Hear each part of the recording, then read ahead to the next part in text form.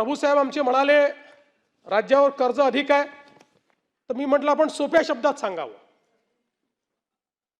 प्रभूसाहेब, मी तुमचं निवडणुकीचं ॲफिडेव्हिट बघितलं.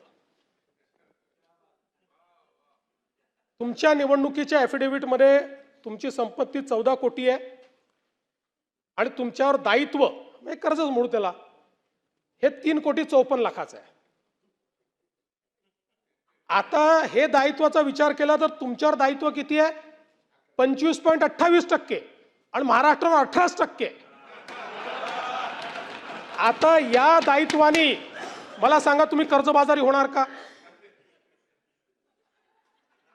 तुम्हाला नादारी घोषित करावी लागणार का?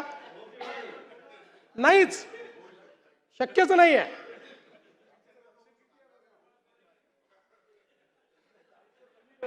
अरे आमच्यासारखे मित्र आहेत तुमच्यासोबत, काय चिंता करता? पण नाहीच.